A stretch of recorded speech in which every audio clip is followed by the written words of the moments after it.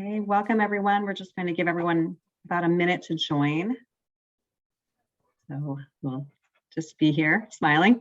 All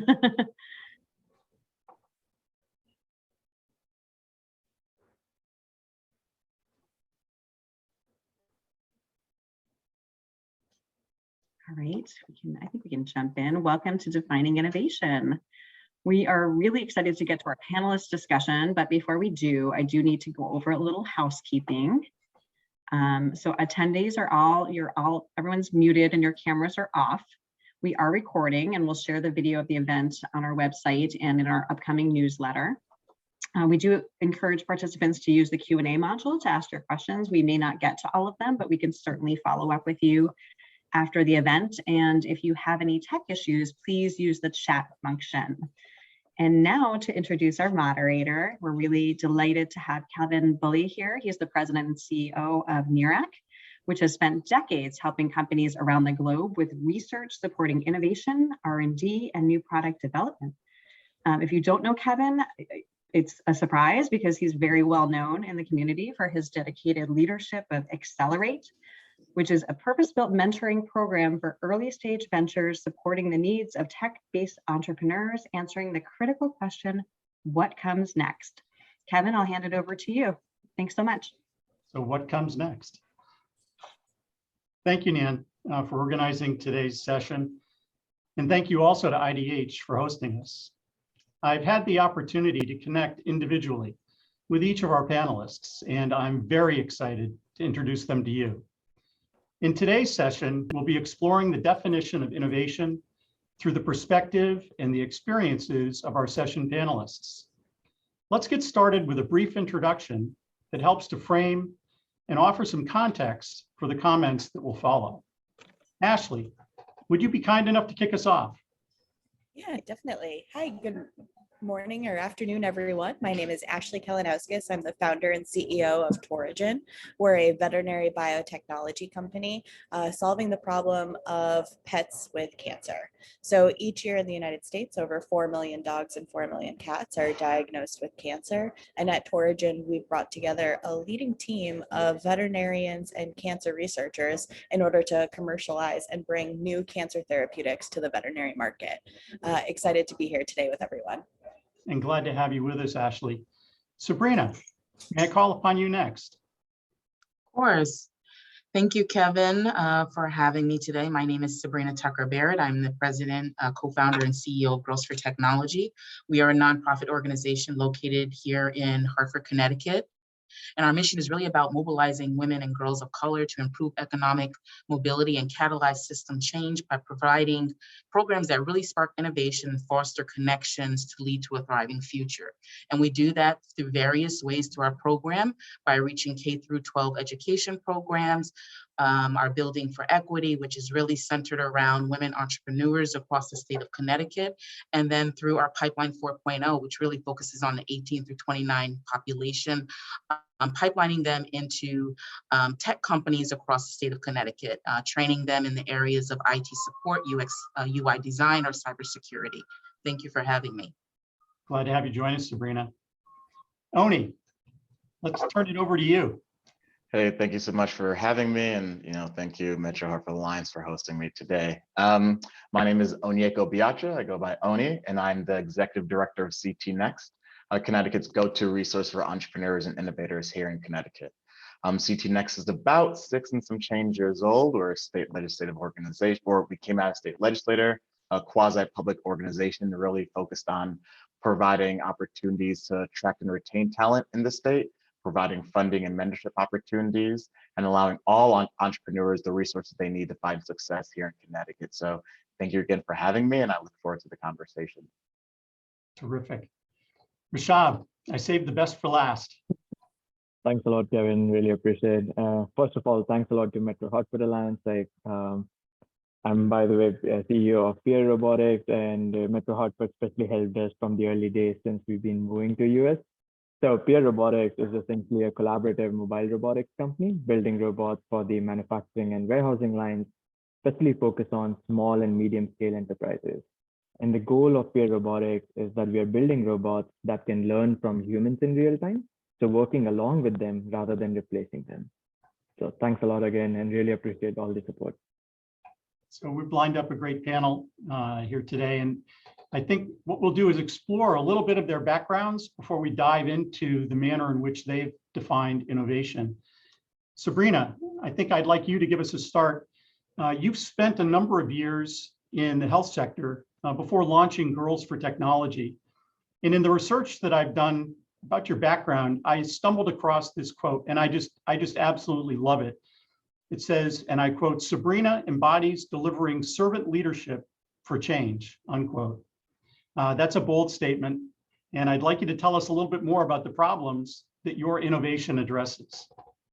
Sure, yeah. So I had spent a number of years very early in my career, my early 20s, working within the insurance industry, and saw there were, after moving to the Hartford region, there were a lot of inequities within the education system, inequities within the city of Hartford, and wanted to do something that was a bit more meaningful with my life, that really gave back to a community that I know that I could see people that kind of women and girls that look like me, that come behind me, to have an impact. And so my father was an entrepreneur for many years, had spent time really growing up.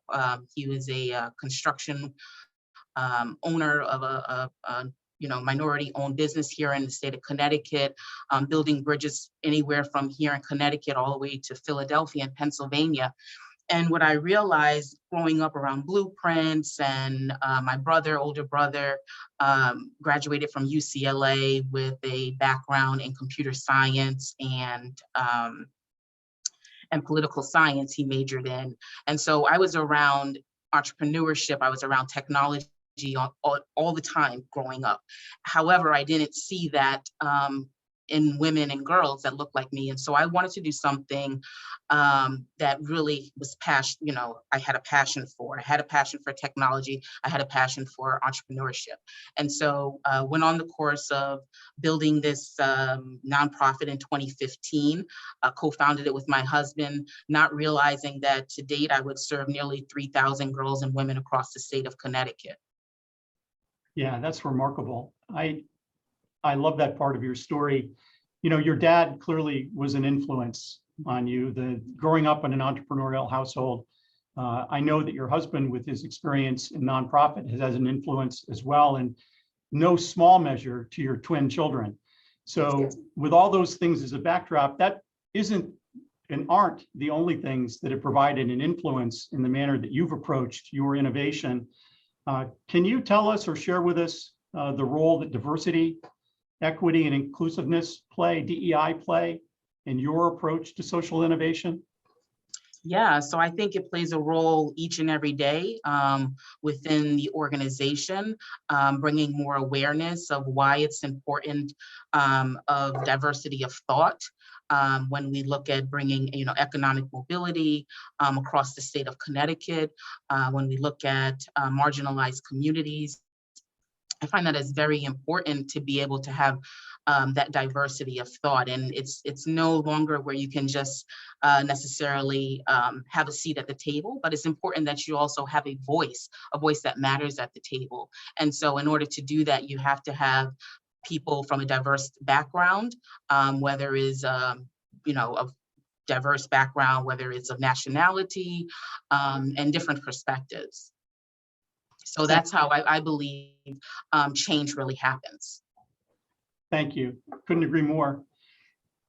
Oni, like Sabrina, yours is also, or could be characterized as, a social innovation. You and I first met probably a decade or so ago at an IQ event at UConn.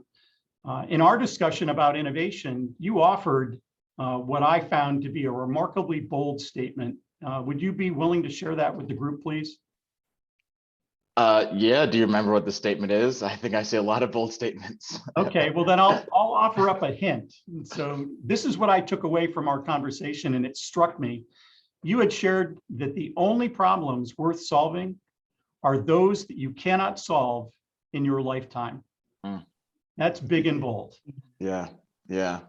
So can you Now tell me, share with our group, how does that statement guide or influence your actions? Yeah, so that's something my mentor told me a long time ago. Kino Stadler, he said, again, the only problems worth solving are the ones you know you can't solve in your lifetime, because it forces you to think about how you're bringing other people onto this journey, knowing that you cannot solve it while you're here, and how you're building community and how you're building impact while your time is here. So it's understanding a sense of urgency and also a sense of longevity and trying to find solution-oriented developments and progress in a lot of these inequitable systems or just opaque systems that operate today. So, and for me, having worked at a startup and working in institutions and now in government, I'm much more excited about creating something that can last 100 years than something that'll make $100 million. I think that's how I just measure my impact and my time. And it's not about me. I just am a vehicle so people can look at what I've done and honestly poke holes in it and say, hey, well, now I can do it better than Oni, but I at least raise the floor of what's possible so other people can go from there. Thank you. When I meet with entrepreneurs as someone who's called in to present and share my thoughts on the subject of creativity, innovation, and entrepreneurship, I will often share that the bigger the problem, the greater the opportunity. So if you're chasing the biggest problems, if you're chasing the problems that cannot be solved in your lifetime, then undoubtedly those will unleash the biggest opportunities. As a follow-up, could you share what question your present work answers? Yeah, so how do we provide a sense of economic liberation for all?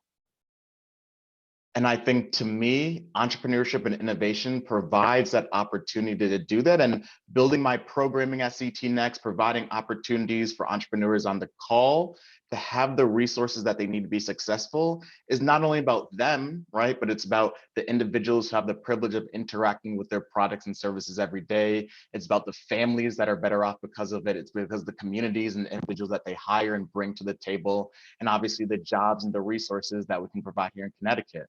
So I think it's that question, like, how do we provide economic liberation, right? That's a large problem. I know I can't solve my lifetime.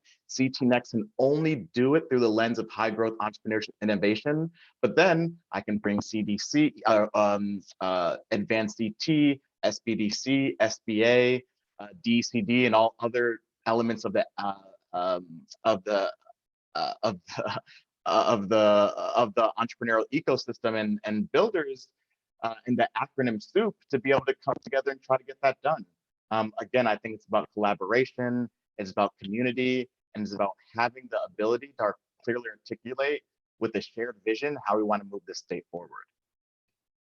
I'll observe in the summation of your response that the word empowerment emerges, individual empowerment, and I will also share that empowerment is a central theme to Sabrina's innovation. Innovation is a liberating, empowering tool. Ashley, moving on to you. Your product innovation experience was developed while at Notre Dame. What is it that you discovered there that ignited your passion? Yeah, so I was a graduate student at Notre Dame working in a laboratory that had a background in cancer vaccines. We were developing personalized cancer vaccines for human prostate cancer, ovarian cancer, and melanoma. But it wasn't until my professor actually treated his own dog with the therapy that he had developed in his lab that we kind of stopped and said, maybe there's something here. And I asked the question of, well, how many dogs actually get diagnosed with cancer? And really just from that question alone and realizing how huge of a problem it is, and it's a problem that I won't solve in my lifetime, but it really allowed me to say, I think there's something here, and I think that we can take our technology that we're working on and be able to commercialize it into the veterinary market.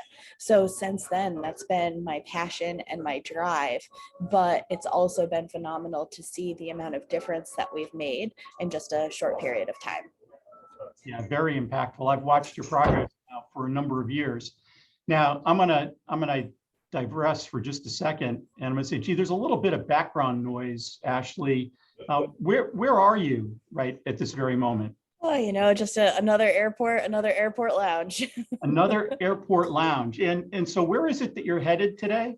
Let's see. Well, I was here in Detroit doing some customer meetings. So we had 30 veterinary clinics that we met with last night. And then now I am flying down to Arizona to go meet with an investor group that has participated in Torigen's previous rounds before. But because we raised money during 2020, I actually have never met some of the investors that have come in. So it's going to be amazing to be able to finally meet them in person. And then also, since we're currently raising capital, be able to do a capital call as well. Yeah, so here's a loaded question.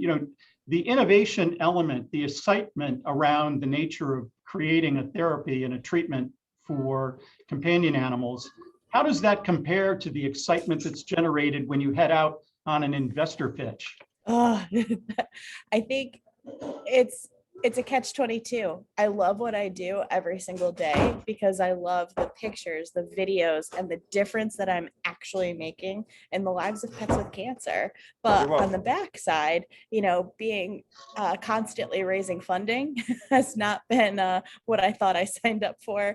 But I think I've gotten pretty skilled at the art. Practice makes perfect. Definitely. Perhaps it's perfect practice makes perfect. I like that one too. Yeah, thank you, Ashley.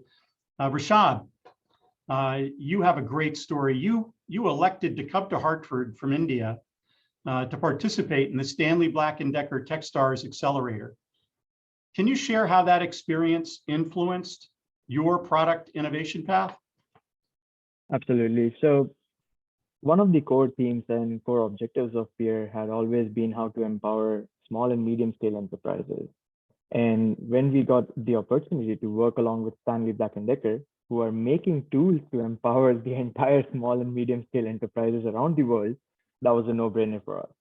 And one of the most important things that program did for us was it gave the customer a seat in our decision making. And it allowed us to think from the perspective of our end user, or bring us the empathy for the end user that is much needed for us to build the right product, rather than doing innovation that might be cool, but might not be that useful. So I think that was one of the biggest, I would say, like tech for our system, that how to incorporate people who can guide us in the right direction, that allow us to build something that can actually add value for our end users. But apart from that, the other main thing that it helped us build is like the ecosystem. Like as part of that program, we worked along with bunch of other startups. Some of them, the other founders are really good friends. We collaborate in terms of our technologies as well, learn from each other, build technologies and build better systems. And the same thing is now being reflected in the Hartford or Connecticut ecosystem, where, as Oni was mentioning, we got tremendous support as part of this program from Launch Hartford, Metro Hartford Alliance, Advanced CT, all the organizations working towards a single objective of how PEER can succeed in this environment. And I think that was something that was completely unexpected from my point of view. And we really welcomed, and this made us feel like we can make Connecticut as like our home base. Yeah, Rashab, I think you've discovered that innovation is a contact sport. True. Yeah. Yeah. I really enjoyed the time that we spent on the phone the other day. There are many things that I learned from you, many things that we actually share and have in common. And I think that it would be important. Could you, if you would please, share your fundamental belief with the group that we have here today? Yeah. So I believe that future doesn't lie in fixed automation. So fundamentally, whenever we talk about automation, robotics, we see a picture where humans are almost out of the loop. Either they are losing their jobs or they're sitting in their home, kind of, right? Like it's isolation, like robots are working for us kind of thing, which is like partially true. It's not completely true, because if we talk about future, we are so dynamic. What we require, we don't know. We don't know what we're going to make after 10 years, right? As humans, we don't know what we're going to do after 10 years. And building a system thinking that it will be able to do it for you, no matter what you want it to do, it's impossible. And that's where I fundamentally believe that future lies in collaboration between humans and robots, where humans will be elevated towards focusing on cognitive aspects, innovation essentially, and the robots are the systems or new advanced tools that will allow humans to achieve those innovations, to achieve those targets.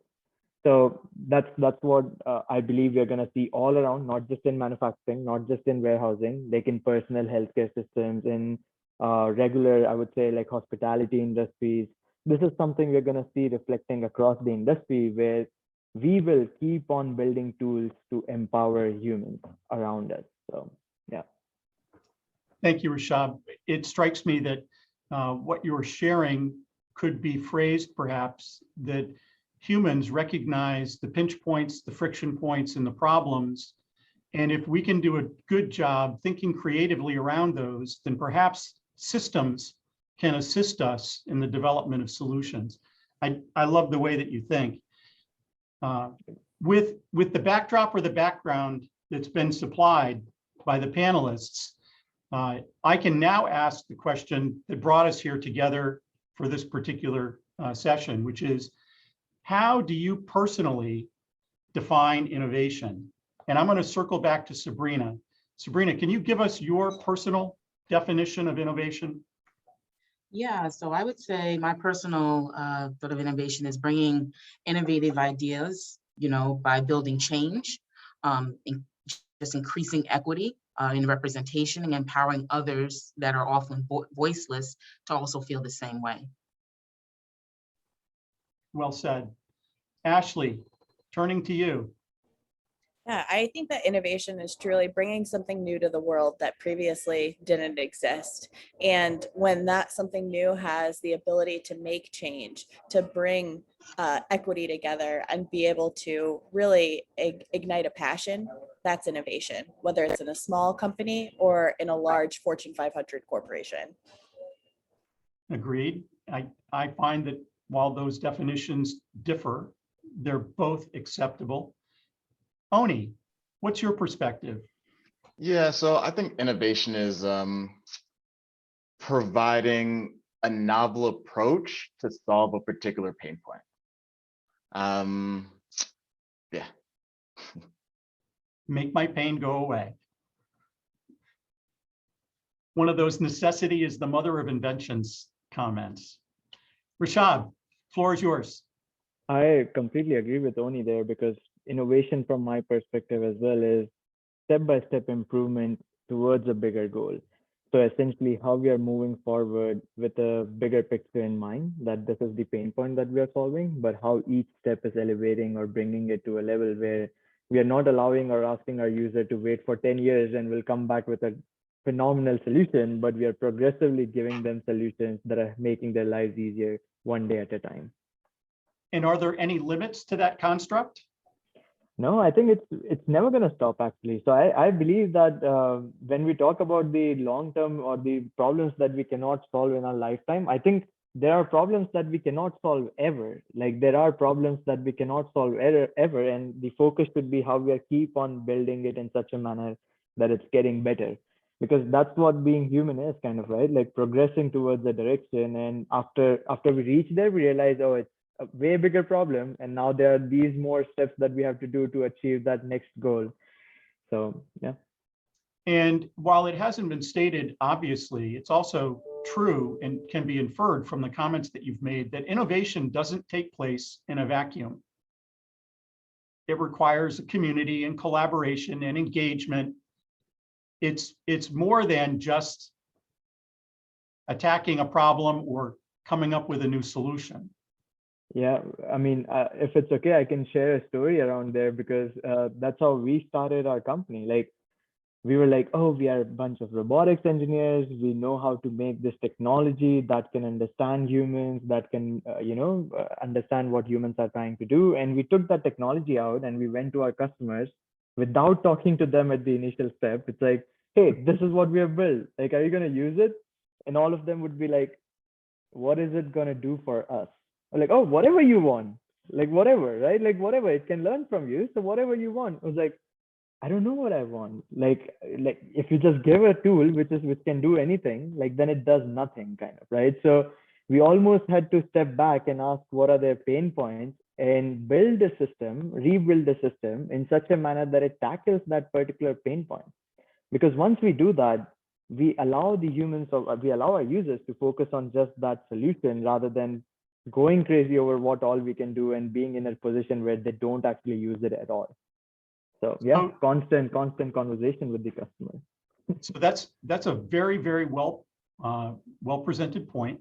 I'll offer one in contrast, and it's probably one that you've heard before. This guy named Henry Ford, who was involved in inventing something called the automobile. If Henry Ford had interviewed his customers, do you think that they would have asked him for a car? Or instead, would they have asked him for faster horses? True. So sometimes, the nature of the creative, innovative mind can anticipate a future state that others cannot yet see. You need to look no further than Steve Jobs and Apple to see evidence that, someone who is able to peer into the future and present a solution to a problem that we don't yet know and fully embrace can be a powerful, powerful situation. True. And I think that's where this is the challenge that we face every single day, is how to differentiate between the problem, the customer problem, and the customer solution. Because these are two very different things. Like if we go and ask our customers that, hey, what solution do you like? They would just allow us to build another human, right? Like that's it. Like that's probably going to be their solution.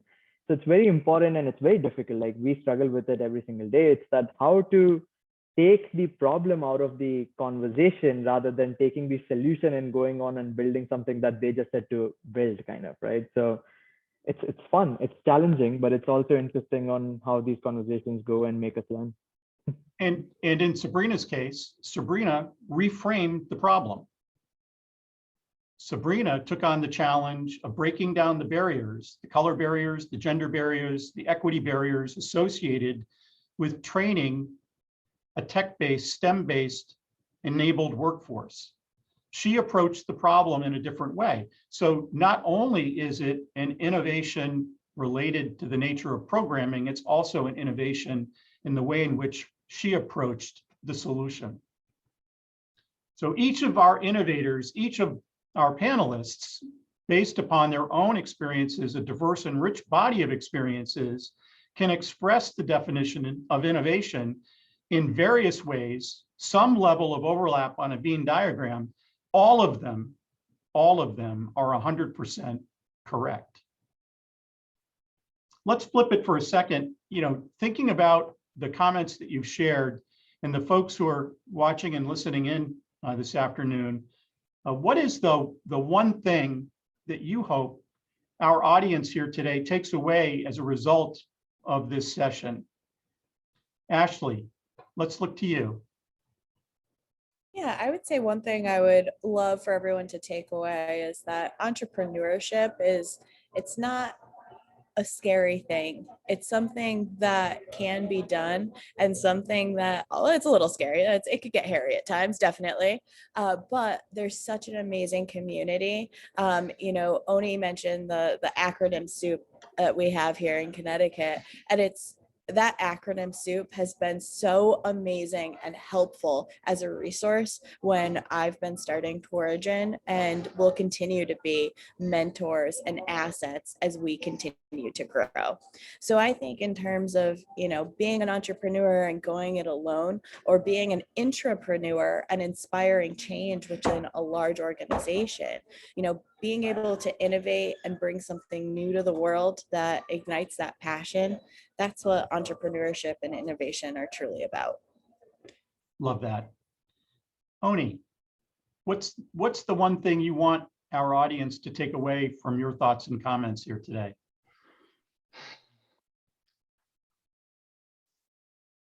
Jump in and do it, right? I think for folks who might feel like they're on the fence or might feel like they aren't supported or might jump in and get it done. And then when you start stumbling, which you will as an entrepreneur, email CT Next and we'll try to help you out. But jump in. I mean, we can't do this if we don't have people working to build a community in which they feel like they can thrive. And I think that's what it boils down to. And we're just here to provide a resource to allow them to do that.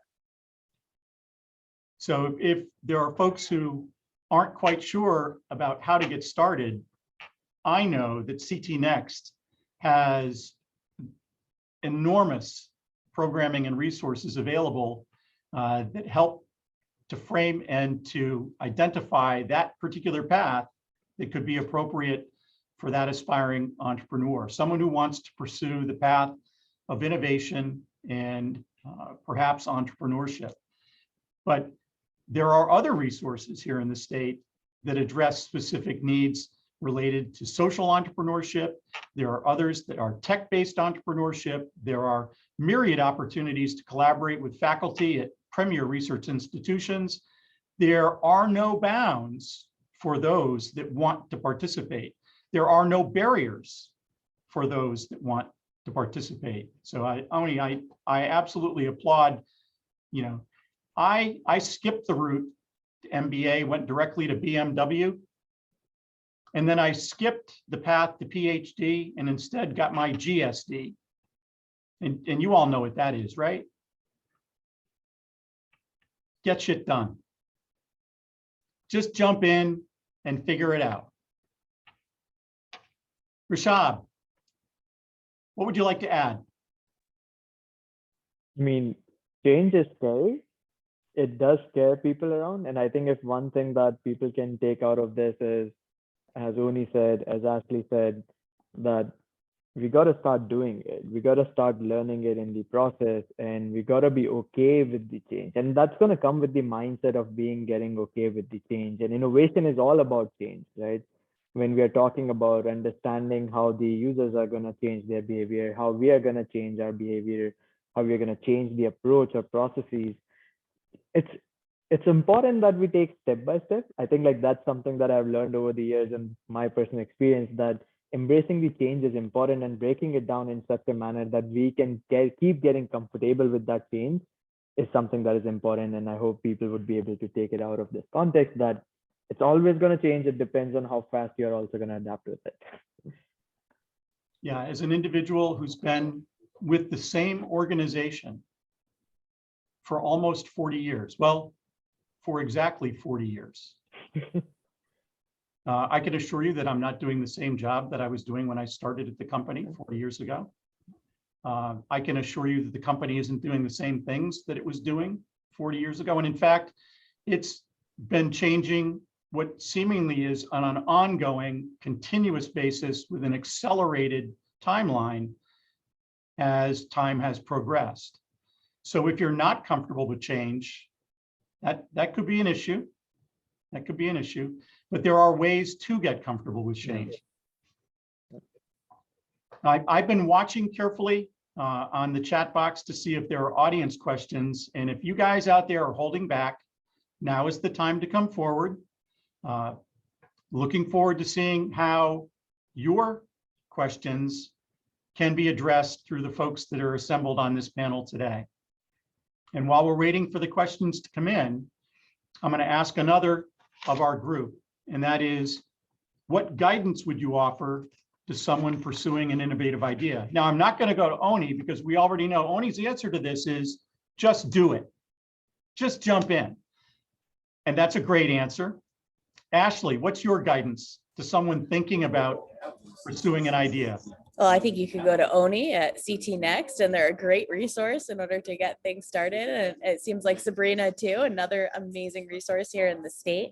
But it's absolutely reach out to your network and be able to understand who is here in order to help you, who has done it before, so that you can learn from other mistakes, and who can you bring along with you as a mentor and an advisor in order to get things moving on your own. Sabrina, what would you add? I was actually going to say the same thing as Ashley. You know, your network is your net worth. And so the more you build your network, the more net worth that you have to be able to build opportunities for yourself and have that seat at the table. And, you know, I would just say, yeah, again, building your network. Can't get any better than that. So back to the contact sport. I love that phrase, your network is your net worth. Amazing. Rashab. I think the same thing, that going to the network, understanding who has done it before, reaching out to people whose problem you want to solve, reaching out to people who are good in this technology, taking their feedback, understanding, not from the perspective of making your decision whether you want to do it or not, but refining your idea, refining your approach. I think that's the big difference. Like, we don't want our network or our loved ones to deviate us from our mission or from our vision kind of thing, but we do want to take their feedback. We want to listen from everyone to figure out what is the right thing to do, how to incorporate it, and then adjust our goals, right? It's constantly about adjusting our goals, essentially. So yeah. Thank you, Rashab. We've got a question from a member of the audience, and the question is as follows. What is the biggest opportunity the state has to further enhance the entrepreneurial ecosystem?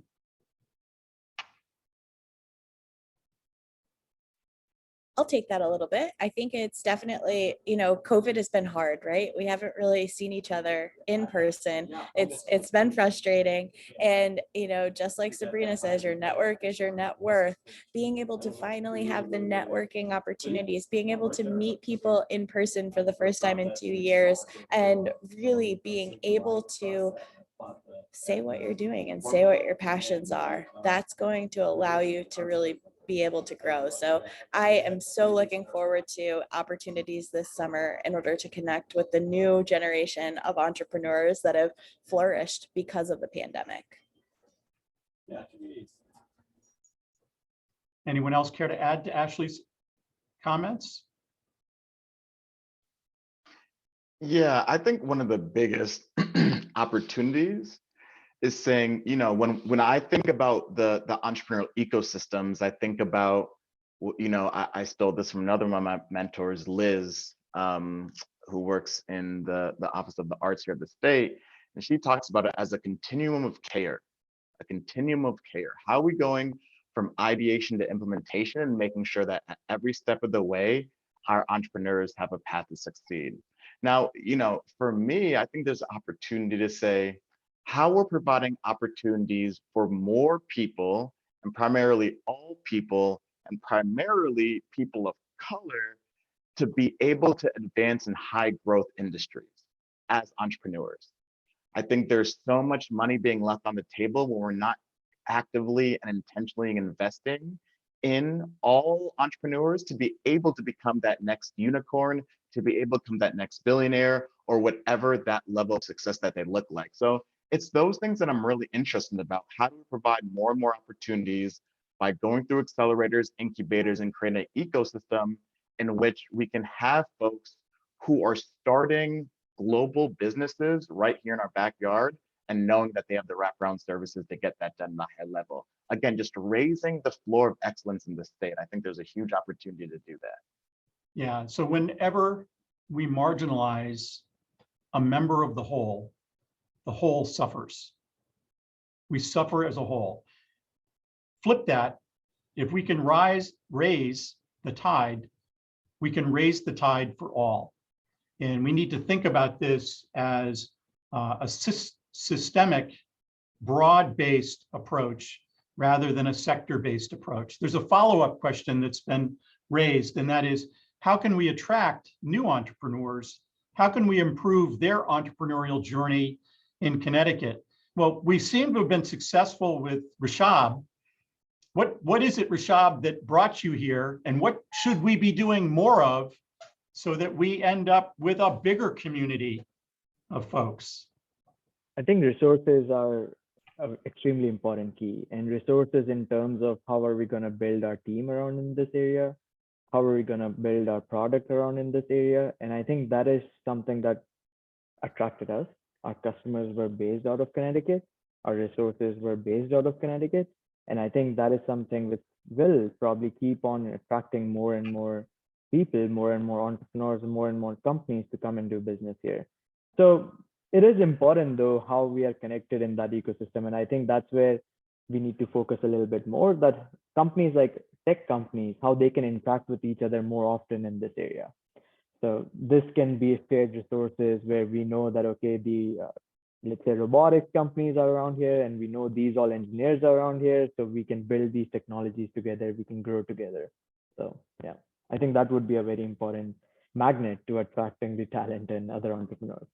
Yeah, I've been meddling in this space now for a couple of decades and have been an advocate, champion, an angel investor, an advisor, mentor, and a guide, facilitating connections between individuals so that they could pursue their passions and pursue their dreams. As I think about this environment and how we attract others into it, demonstrating excellence in support and community and in results then attracts others into our community and environment. And I can say with certainty that the improvements that have taken place in Connecticut's and within Connecticut's entrepreneurial ecosystem in the last 10 years are nothing short of amazing. This is a fertile ground for growth. Other thoughts?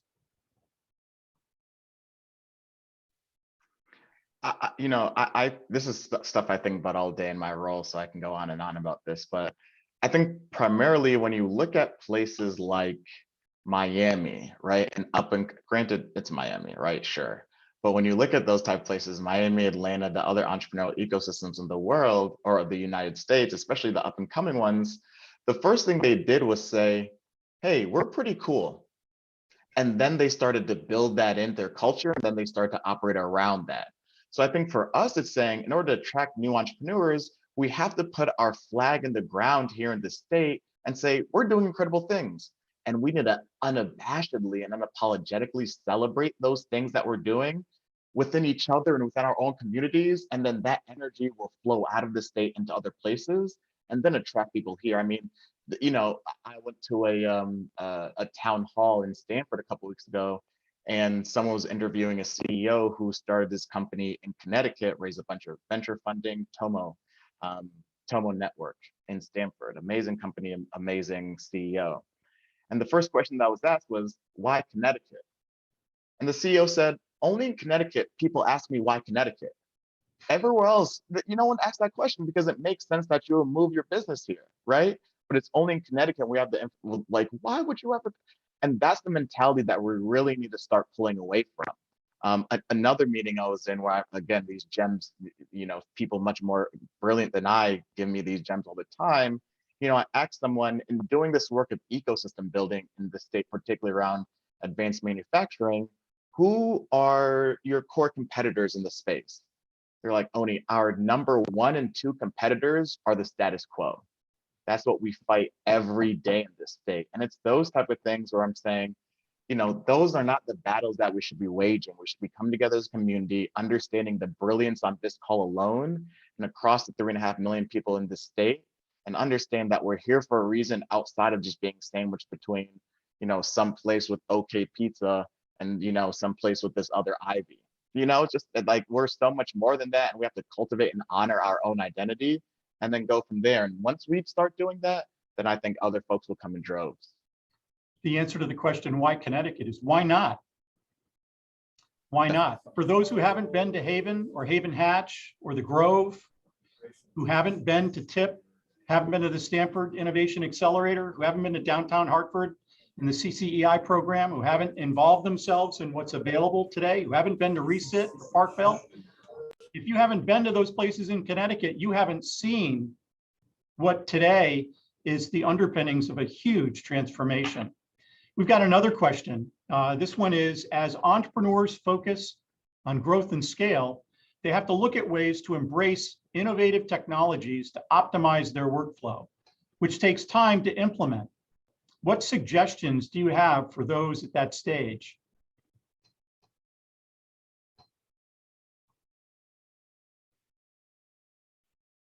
I mean, I can pitch in a little bit, but it's something that we did is to break down to the minimal possible step, right? Like minimum viable product, like I'll take it from the product perspective. But the idea was that, okay, if there's a problem that is big enough here, like it's going to take time. It's important to understand that how much time, first of all, the customer has. Like, is it the problem that is so immediate for them that they have to solve it tomorrow, or like it was supposed to be solved yesterday, right? And this allows us to give that, okay, what is the minimum thing that we can do to show an impact on this change? And that goes back to what Oni was also mentioning about building the ecosystem here, right? Like about changing the force here, which is what is the minimum thing we can do today to make an impact? And that impact just keeps on growing, right? Like, and I think that's the approach we take internally at Peer is we build a product which is not perfect at all. Like there's so many flaws, there's so many downfalls of the product that we have to keep on iterating on it. But the problem that it is supposed to solve for the customer, it is solving. And we know how we're going to progress with it one day at a time. Agreed. We've got a question that's now addressed to all of us. This comes from Bill Gordon. Bill is recently returned to Connecticut, and the question is part of a comment. It says, building a network is incredibly important. I am returning to Connecticut because of my network in the Northeast after being away for 8 years. I am joining the Connecticut Small Business Development Center on the 25th. This is April 25th. Looking forward to connecting with all of you this summer. My main focus has been life science companies, but I love all kinds of entrepreneurial challenges. So how do we bring people back to Connecticut? We bring people like Bill back into the state. I have to say, we have so many amazing companies here in the state of Connecticut, and we don't all know each other. But I also oftentimes, when I turn on the TV, I see marketing efforts for South Carolina, marketing in Connecticut. I would love to see more marketing efforts of Connecticut going into other states and cities across the US. So I think if anything, if we could market us as an innovation, a destination, a place for entrepreneurship, I think that is super important to attract that talent. There has been, great talk, or lots of talk, surrounding the Great Resignation and the impact that COVID has had in terms of the shift in population demographics from areas of greater urban density to more rural areas.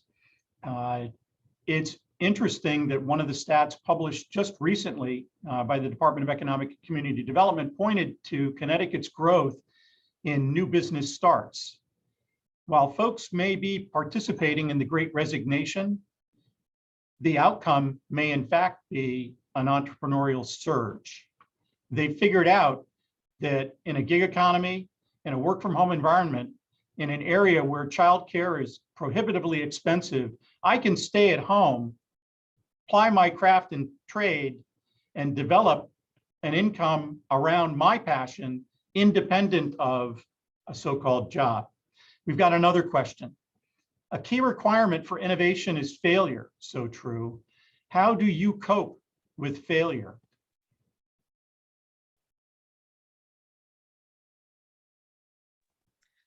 I think that's a part of becoming great. I mean, if you don't fail, you got to get up and you try again. I mean, I think it's simple as that. You have to have perseverance. You have to have that tenacity to push through even when things get hard. And it may seem like a failure, but it's always, I always take my failures as it's a setup for something even better. Yeah. I would add that failures aren't, it seems like the word is just black and white. Either you're a success or it's a failure. But a failure can happen every single day. And the fact that you made a decision and you realized, hey, actually we're going to pivot around and we're going to go the other way. Or even maybe you make a decision that, you're like, actually, I don't think that's the way I really wanted to go. Let's go back and let's change it. And I think the ability to pivot is part of innovation. 1000%. You're going to need to learn and understand why you chose the path that you did. And then if you have to backtrack a little bit in order to go another direction, by no means is that failure. I consider that building success. Yep. Other comments? I agree with Ashley. And I think one thing that my professor, when I was just like leaving and starting my own company, like one small thing she said was fail early, right? And her whole perspective was not about that, hey, you're gonna like build a startup, it's gonna be messy. It was all about that there are gonna be a lot of small failures. Just fail early. Just do that. Just fail early, learn from them, build better, grow, right? And I think that's what I agree with Ashley, that all these small failures, small decision failures, kind of, you can say that failures, but in long-term picture, big picture, that's pivoting, that's successing, that's reorientation, right? So. And learning from the nature of that experimentation better informs the pivot and better ensures probable success with the outcome. Oni, you were going to say something? I interrupted you. I apologize. Yeah. No. I was going to say, echo what everyone else says. And as someone who has had a couple tough weeks, I just like to light a candle. You know what I mean? Like, always have the ability to have that little self-care so you can take it on the chin, take some time, meditate, understand to everyone's point that it's not a failure, but also take some time for yourself and really think through why it's perceived as a failure, right? Because you're still here, still able to move forward. So you really didn't fail. You just had a really uncomfortable learning opportunity. And I think it's also always important for me, I'm just big on rituals. So it's like, I can sit down, light my candle, meditate, think through what this perceived failure, and then move forward from there. So I think at least that's how I kind of cope from it. But again, to everyone else's point, it's less about coping and more about learning. Yep. Like you, I've had a number of mentors in my experience. Again, all of them brighter than me, and I learn more from them every day. In this case, the lesson was, may none of your failures be fatal. If you can live to fight another day, if you can take a lesson away from whatever it was, then you can advance and move on.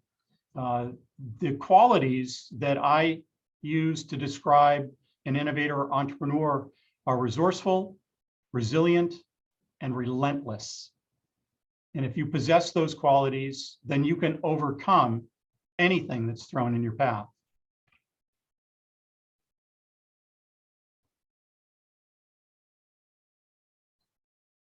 So we're at 12:53. I don't know when Nan is going to call time, but we've got another question coming in from our audience. It says, we're in the insurance capital of the world. How does an old industry embrace innovation?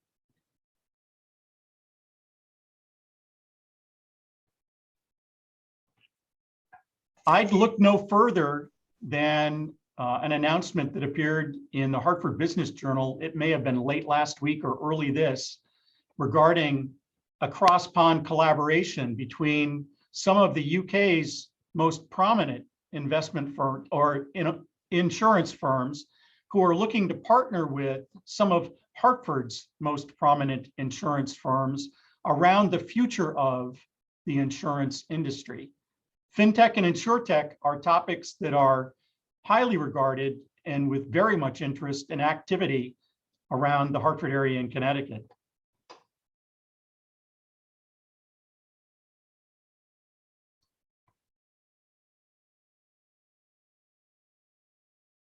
Uh-oh, the message from Nan is I'm coming. She's coming. Welcome back, Nan. Yeah, wow, what a great conversation. I know I learned a ton about innovation, and it's one of those things like entrepreneurship that it's kind of impossible to define, and no answer is really wrong, right? I think all of you have had this conversation with at some point. So I hope that you all attending learned something from this. Thank you so much to our moderator. You did an excellent job, and our panelists who contributed so much information. Stay tuned. We are planning more IDH events, including revamping our Unwind series for networking and getting together. So stay tuned for that. And we will be sharing this recording, like I said. Again, thank you to everyone. You'll give me the final word then?